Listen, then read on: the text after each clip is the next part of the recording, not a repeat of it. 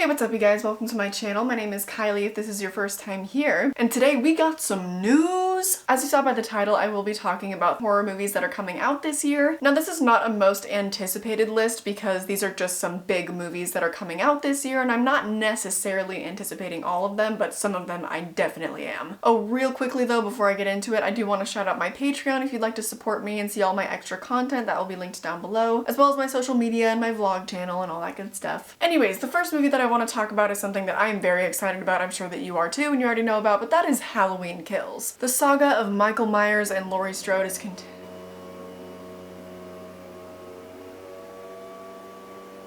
We know that Halloween Kills was delayed from last year, but it is being released on October 15th of this year. I'm so excited. This again will star Jamie Lee Curtis and David Gordon Green is directing it. I also did a teaser trailer reaction on this channel and I will link that down below if you want to watch that as well, because they haven't released a full trailer yet, only the two short teasers. I feel pretty good about that one. I have talked about that movie before and kind of what I expect from it, but let me know how you feel about it, if you're excited for this one, if you think it'll live up to the original or the 2018 sequel, whatever you think, let me know down below. By the way, these movies are not in any particular release order. Maybe I should have done that, but I didn't. Spiral from the book of Saw is coming out on May 21st this year, and yeah, I'm actually pretty excited for that one despite not having seen any of the Saw movies except for the first one, but that was like years ago. I am going to be doing an entire Saw series and I think I'm going to time it just right so that I can review Spiral once it comes out as part of my Saw series. But as with all Saw movies, it is about a sadistic mastermind that carries out his own very special form of justice, or her, we don't know yet. It's directed by Darren Lynn Bousman, who directed Saw 2, 3, and 4. It's also starring Chris Rock and Samuel L. Jackson. That seems like a pretty good pairing. I don't know if they're going to do the Saw franchise justice just because I don't know much about it yet, but I do know that Chris Rock, who I think is the executive producer as well, he's a huge fan of the Saw franchise, so I do see it going well. Up next is one of my most highly anticipated movies of this year, and that would be Candyman. This is scheduled to come out on the 27th of August, and it is written and produced by Jordan Peele.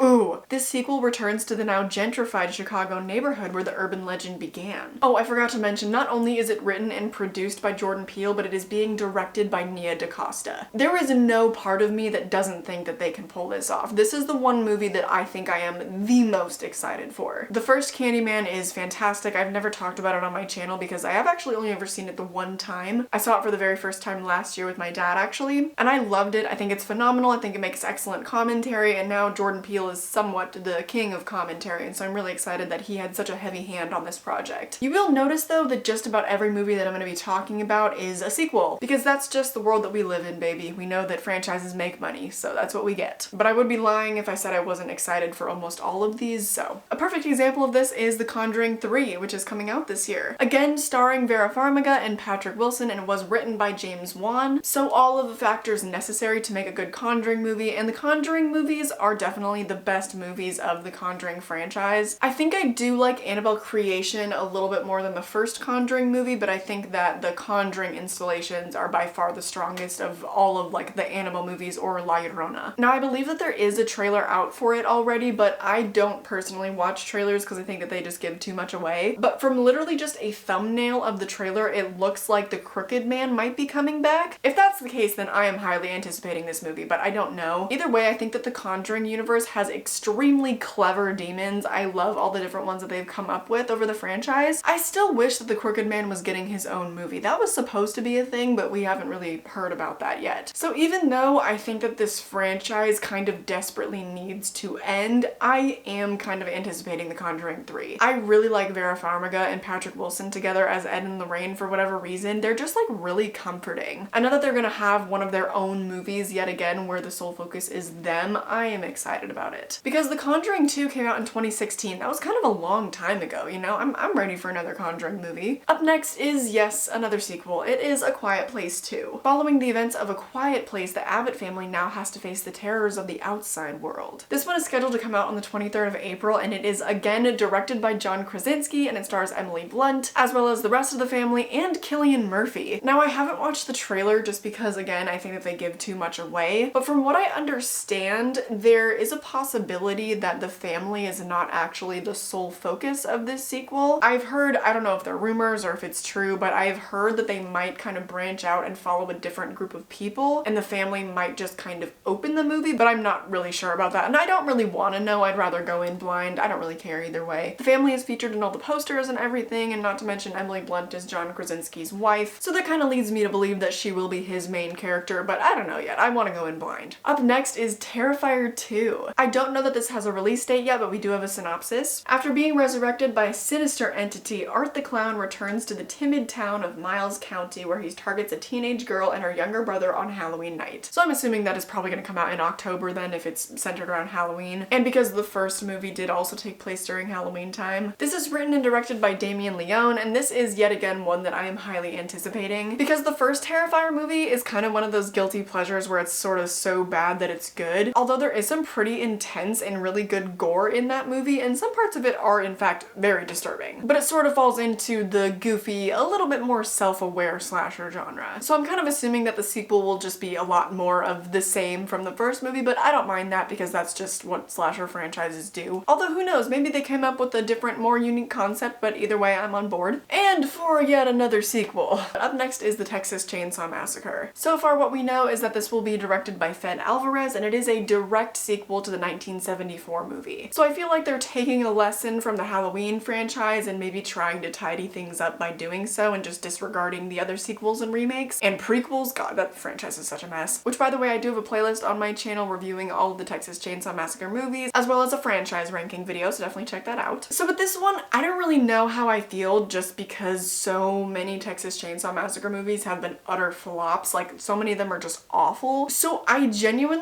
don't know what to expect. The last one that came out was Leatherface in 2017, and that one was awful. The only other one besides the original that I really truly love of that franchise is the remake from 2003. So it's been a long time since they've done something right with that franchise. I honestly have no idea what to expect. I'm weirdly hopeful for some reason. I guess some part of me is hoping that they've learned from all the mistakes and all of the awful movies that have been in that franchise, and now they're ready to create something a little bit better. And why I think this is because they're sort of copying the Halloween franchise by making a direct sequel, you know, what is it now, 50 years later almost? I think that's wise, so we'll see how it goes. I don't know, I don't have high hopes. And up next, you know what, I'm just gonna say it right now, almost this entire list is just sequels. We're basically just getting sequels in 2021, and I haven't really looked too far into all the stuff that's coming out on Netflix. I'm not super hopeful about Netflix horror movies, so I don't typically anticipate them that much. Just let me know down below if there are any coming out on Netflix that you're anticipating. But this is just so absurd. Okay, let's keep going with the sequels, and I guess I'll end the video with the movies that are not sequels, and I think there's only a couple. This is one that I am not really anticipating, but it is called The Forever Purge. It is, I think, the 5th movie in the Purge franchise. Do with that information what you will. I don't really care. But that's apparently coming out on July 9th. This is another one that I don't really know if I care about it because I haven't seen any of the first 6 movies, but the 6th Wrong Turn movie is also coming out this year, so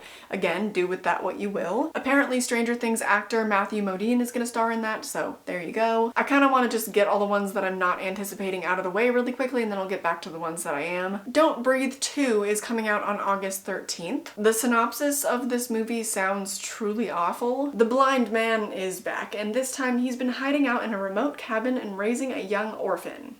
And now there's a new group of criminals who take the girl, so he's forced to leave his home to get her back safely. I will say that the premise is definitely unique to the first one. It doesn't seem like it's just going to be the same exact thing again, because they easily could have done that. But I felt that the whole point of the ending of the first one was that we were going to follow that character anyways. I guess I shouldn't spoil the ending of the first one. But again, I'm not really looking forward to that. Like, I don't know if that's one that I would review right away. I'd probably wait till it was free on a streaming service somewhere. This isn't technically a sequel, but it is a reboot, but there will be a new Resident Evil movie. So it will apparently be an origin story, and it will be released on September 9th. I actually have the first 2 Resident Evil movies on DVD, so maybe I'll watch those to see if I'm at all interested in this. So that's for you to decide if you're anticipating that. And now for the last sequel that I want to talk about. This is one that I'm actually highly anticipating because I loved the first movie. But Escape Room 2 is coming out and the release date is still to be announced. This movie definitely could have taken the route of just sort of setting up a new group of individuals to go through a bunch of different cool escape rooms, but we are following the characters from the last movie, so that's interesting. I don't really know that I'm necessarily into that. I think I would have rather it taken a more Saw franchise route and just done unique, different sort of torturous things, escape rooms to new groups of people. But here we are. It's fine. I'm still really looking forward to it. Alright, up first on the list of movies that are coming out in 2021 that are not sequels or reboots, we have There's Someone Inside Your House, and I think that the release date is to be determined, but the graduating class at Osborne High is being targeted by a masked assailant intent on exposing the darkest secret of each victim,